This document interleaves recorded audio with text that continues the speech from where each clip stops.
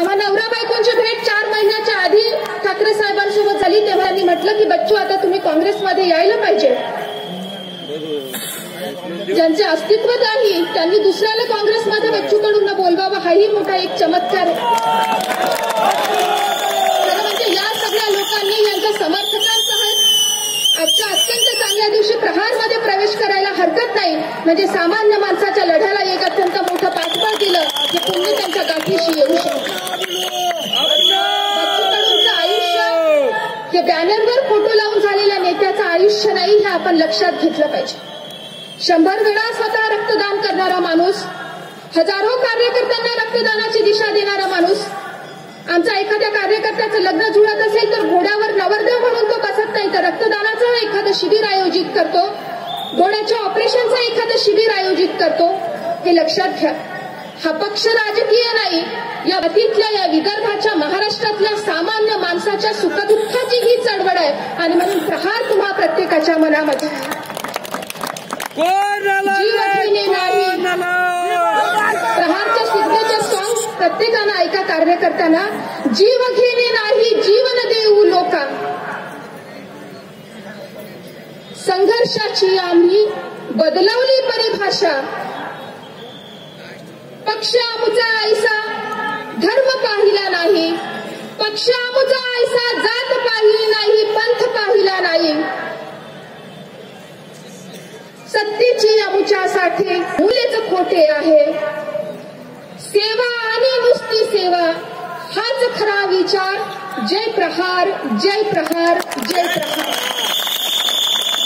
सगळ्या अत्यंत मोठ्या राष्ट्रीय पक्षांचं आमंत्रण बच्चूकडूंच्या खिशात शिल्लक असताना हा माणूस यवतमाळ सारख्या आदिवासी ग्रामीण भागामध्ये का लोक चळवळ उभारतो. तुकोबारायांची एक ओढ आहे. तुमचे बच्चू भाऊ मी देव मानत नाही असं अनेकदा म्हणतात पण तुकोबारायांचं स्थान त्यांच्या आयुष्यामध्ये फार मोठे. तुकोबाराय म्हणतात अहो आम्हाला तर देव भेटला पण तरी सुद्धा का लोकांसाठी करावं असं वाटतं. बुडते हे जन न देखावे डोळा म्हणूनही खडवळा येत असे. या संपूर्ण व्यवस्थेमध्ये सामान्य माणसाचं मरण जिथं होतं तिथं सामान्य माणसासाठी ज्याचा जीव तिळतीळ तुटतो असं एक नेतृत्व प्रहारच्या आणि बच्चूकडूंच्या रूपानं आपल्या सर्वांच्या सोबत आहे. ते नेतृत्व मोठं करणं हे आपल्यापैकी आपलं काम आहे. तुम्ही तुमच्या येणाऱ्या लेकरांसाठी नातवांसाठी किती एकर वावर घेऊन ठेवाल आणि किती मजली घर बांधाल याला खरं म्हणजे भावी पिढ्या फार विचारत नाही. कोट्याधीशही माणसाला पोरगा हेच विचारतो की आपने हमारे लिए क्या किया. पण येणारी पिढी तुम्हाला प्रश्न विचारेल की बाबा भारताच्या लोकशाहीत एक क्षण असा आला होता जेव्हा बच्चू कडू सारख्या कोणताही राजकीय पाठबळ नसताना सामान्य कार्यकर्त्यानं एका शेतकऱ्याच्या विधवा पत्नीला लोकसभेमध्ये पाठवण्याचा निर्धार केला होता. मला सांगा बाबा तुम्ही त्यावेळी का वैशाली येडेला मतदान केलं होतं की नव्हतं केलं. आणि म्हणून आपण आपल्या लेकरांसाठी चांगला संस्कार देणे हे मायबाप म्हणून आपलं कर्तव्य आहे. वैशाली येडेला आपण मतदान केलं की नाही केलं याच्यासाठी लाजीरवाणं होऊन मान खाली घालण्याची आपल्यावर परिस्थिती येऊ नये. आणि म्हणून यवतमाळच्या या सगळ्या बांधवांना तुमची लेक म्हणून तुमच्या एका लेकीसाठी तुमच्या एका बहिणीसाठी हे आव्हान करते आणि विनंती करते की भारताच्या या लोकसभेमध्ये जी जगातली सर्वात मोठी लोकशाही आहे या सर्वात मोठ्या लोकशाहीमध्ये तुमच्या प्रत्येकाच्या कुटुंबाचा कणा तुमच्या घरची बाई आहे. तिच्यामुळे तुमची ठाकूरकी अजून टिकून आहे. आणि म्हणून आपली पोरगी म्हणून आपली लेक म्हणून आपली सून म्हणून यावेळी सगळ्याच राजकीय व्यवस्थेला नाकारून ती का नाकारायची याची अत्यंत नेमकी कारणं आदरणीय बच्चूजी त्यांच्या भाषणामध्ये तुम्हाला सांगतील. पण काही देत असेल तर आपल्याला घेता आलं पाहिजे आणि माणूस म्हणून आपली माणुसकी कायम असली पाहिजे. ती शेतकरी म्हणून कायम असली पाहिजे, ती भारतीय म्हणून कायम असली पाहिजे. मी पुन्हा एकदा आवाहन करते की आमच्या वैशालीताईंनी सांगितली की मी एकल महिला आहे आणि वंचितांसाठी मी त्यांचे प्रतिनिधी म्हणून या देशाच्या लोकसभेमध्ये जाण्याचा प्रयत्न प्रहारच्या माध्यमातून करते. माझ्या सगळ्या तरुण भावांना आणि तरुण मित्रांना माझं नम्र आव्हान आहे की ही संधी आपल्या सगळ्यांची आहे. आपण जर दिल्लीच्या लाल किल्ल्याचे खरं चुकदार असतो तर आपल्या संघटनेतून आपल्या एकीतून आपल्याला ते दाखवता आलं पाहिजे. फेसबुक आणि व्हॉट्सअपवर सगळी माणुसकी दाखवताना ही माणुसकी मतांमध्ये परिवर्तित झाली तर आपण जिंकल्याशिवाय राहू नये. पुन्हा एकदा आपल्या सर्वांच्या प्रेमानं ज्या बाईजवळ 3 एकर वावर आहे जे पाऊस आपल्याशिवाय टिकणारच नाही अशी स्थिती आहे। आणि अजूनही भारताच्या लोकशाहीतलं आणि व्यवस्थेतलं चांगुल पण टिकून आहे की माथाडी कामगारासारखी कामगारांची संघटना या निवडणुकीसाठी स्वतः पैसे देते आहे। सामान्य माणूस 1-1 रुपया या पेटीमध्ये टाकतो आहे। हा लढा आम्हाला आमचा वाटतोय, यामध्ये आपण निश्चितच विजयी होऊ, मलाही हा विश्वास आहे। आदरणीय बच्चूजींच्या आणि तमाम महाराष्ट्रातील प्रहार कार्यकर्त्याच्या या निमित्तानं मी सलाम करते। ही एकल महिला जी काही आपलं आयुष्य जगते तिलाही सलाम करते आणि भारतीय लोकशाहीच्या सुजाण मतदारांवर पुन्हा एकदा विश्वास व्यक्त करते की असा एक अत्यंत नवीन इतिहास या यवतमाळच्या भूमीतून, या विदर्भातून आपण निर्माण करू शकू। 10 नंबरवर आपला नंबर आहे, वैशाल्य ते येड्यांचं शिट्टी हे चिन्ह आहे। हे एक असं चिन्ह आहे की जे आपल्या हातामध्ये येत आहे। आमच्या शेतकरी संघटनेच्या आदरणीय काकांनी सांगितलं की ही शिट्टी वाजवून बाकी सगळ्यांची शिट्टी वाजवायची आहे आणि म्हणून सामान्य माणसाचं चिन्ह आहे। आमच्या घरातल्या कुकरची शिट्टी जेव्हा वाजते तेव्हा कुकर बंद केला नाही तो उडण्याची भीती असते। ही शिटी म्हणजे सूचक असते माणसासाठी, काहीतरी आतली व्यवस्था शिजत आहे, आता लक्ष दिलं पाहिजे। ही शिटी भारतीय लोकशाहीसाठी आणि राजकीय व्यवस्थेसाठी सूचक आहे की सामान्य माणसाच्या, शेतकऱ्याच्या, वंचिताच्या मनातला असंतोष खतखततोय, त्याला तुम्ही पुरेसं प्रतिनिधित्व दिलं नाही तर एका असंतोषाचा विस्फोट या ठिकाणी होऊ शकतं। म्हणून या शिटीच्या समोरचे बटन दाबवा आणि विरोधकांची शिटी निश्चितपणे वाजवा। प्रत्येकाच्या आयुष्यामध्ये एक आनंदाची शिटी वाजेल या विश्वासासह जय हिंद, जय महाराष्ट्र।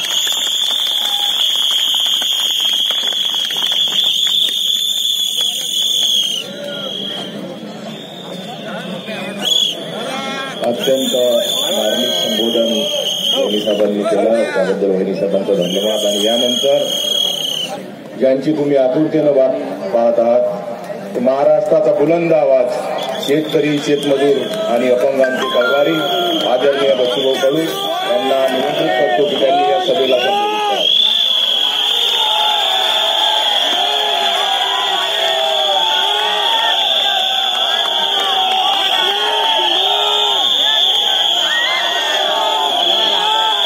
भारत मातेला नम्र अभिवादन करतो।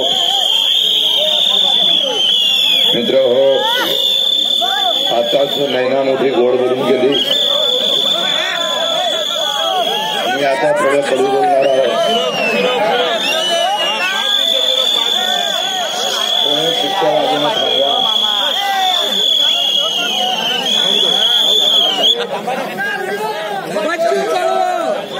23 तारखेला वाजल्याशिवाय राहणार नाही। जेव्हा निकाल असेल तेव्हा पुऱ्या देशामध्ये फक्त शिट्टीचाच आवाज असेल।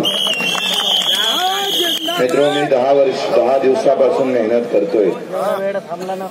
जेव्हा पहिल्यांदा मी इथल्या यवतमाळच्या कार्यकर्त्याला सांगितलं तर आपल्याला यवतमाळ वाशिम मधून एका आत्महत्याग्रस्त महिलांना उभं करायचं आहे। कार्यकर्ता काही अंश थोडा थक झाला होता, थांबला होता। आत्महत्याग्रस्त कुटुंबातला निवडून आणणं म्हणजे, उभा करणं म्हणजे आपल्या खिशाला चोट आहे। तितक्यात एक कार्यकर्ता बोलला, बच्चे भाऊ 5-6 कोटी देणारा उमेदवार आपल्याजवळ आहे, एखादा कोटी पक्षालाही देऊन देईन आणि 5 कोटी प्रचाराला लावा, तुमचंही जमन, मालही जमून जाईल।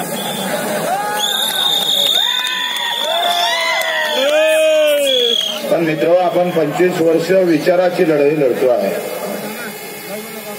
मला अतिशय आनंद होतो, गर्व होतो मित्र आपल्यावर, का तुमच्यासारखा बसणारा कार्यकर्ता कदाचित स्टेजवर नसेल। कित्येकांचे चेहरे माझ्या डोळ्यासमोर येतो मित्र हो, ज्यांनी कधी आम्ही पाहतोय का या माईकची कधी पर्वा केली नाही, या स्टेजची कधी पर्वा केली नाही। वेगवेगळ्या जिल्ह्यातून ज्याला पाय नाही, 2 हात नाही मित्र, असा अपंग बांधव महाराष्ट्राच्या कानाकोपऱ्यातून आला आणि आमच्या वैशाली ताईसाठी एक मत मागायला लागला। डोळ्यातून पाणी येत होतं, चलता येत नव्हतं बिचाराला। तो आज स्टेजवर नाहीये, त्याला भाषणाची संधी पण नाहीये, पण अपंग बांधव मोठ्या ताकदीनं काहीच लोक नव्हते आणि तरी जोर जोरानं बोलत होता, मित्र वैशाली ताई येडेला तुम्ही निवडून द्या, नात्यात नाही, गोत्यात नाही, जातीत नाही, धर्मात नाही, पंथात नाही. 1 रुपयाचा लाजीम नाही तरी आम्ही पाहतोय आवाज भगतसिंगासारखा, छत्रपती शिवरायांसारखा होता. असं वाटलं त्याला पाहून आम्हाला ऊर्जा येत होती. नाशिकवरून आले, सोलापूरवरून आले, काही मंडळी औरंगाबादवरून आले, तुळजापूरहून आले, कुठून आले कसं नाव सांगा, मुंबईहून आले. त्या सगळ्या लोकांना 10 दिवस जीवाचं रान केलं. मला एक जण आमचा तो संतोष नावाचा कार्यकर्ता आमची रॅली जात होते आणि गाडी आम्ही पाहतोय एका माणसाला पाया लागत होता, डोळ्यात त्याच्या पाणी होतंय. दादा वैशालीताईला नको, वैशालीताईला नको. केवढा जिव्हाळा आहे, केवढं प्रेम आहे मित्र. एका इकडे माझा मित्र आम्ही असा कार्यकर्ता आहे जो बिअर बार आणि रेस्टॉरंटमध्ये मिळतं. आमच्या प्रहारचं एक गर्व आहे, आमचा कार्यकर्ता हा एक तर रुग्णालयात मिळतो नाही तर रक्तदान करता येणार. मला तुमच्यावर गर्व आहे मित्र. एका इकडे बलाढ्य 5 स्टार व्यवस्था असताना मागल त्याचं जेवण करा आम्ही पाहतोय, जे असन ते भेटतं. अशा राजकीय व्यवस्था आम्ही पाहतोय. नेत्यांना तशी व्यवस्था करून ठेवली. तू खाली बोलले बिअर होणार किंवा शराब होणार, अशा प्रकारची राजकीय व्यवस्था आम्ही पाहतो निवडणुकीत असतं. आणि तरी सुद्धा भर रखरखत्या उन्हामध्ये मुंबई नेणारा कार्यकर्ता त्याचा आम्ही पाहतो इथं हवामानाशी जुळत नाही आणि तरी सुद्धा इमानदारीनं काम करतं. म्हणून बच्चू कडूचा तुम्हाला सलाम आहे, मानाचा मित्र आहे. मित्र, व्यवस्थेच्या विरोधात लढताना असाच आमचा शिवाचा कार्यकर्ता असेल, असाच आमचा भीमराजचा कार्यकर्ता असेल, असाच आमचा भगतसिंगाचा कार्यकर्ता असेल आणि तो असाच पेटून उठला असेल आणि व्यवस्थेच्या विरोधात असाच तुमच्यासारखा लढत असेल. मित्र, तुमच्यासारखा लढणारा आम्ही पाहतोय. या कार्यकर्त्याचं या देशामध्ये अशा या व्यवस्थेमध्ये मित्र अजून कुठला जरी आम्ही कुठल्याही पक्षाकडे गेलो तर तुम्ही स्वतः तपासून पहा, थोडंसं लक्ष द्याला. तुमच्यासारखा कार्यकर्ता लाभ पक्ष तरी गेला तरी तो भेटू शकत नाही मित्र. लढाई हे लढाई मित्र तिजोरीच्या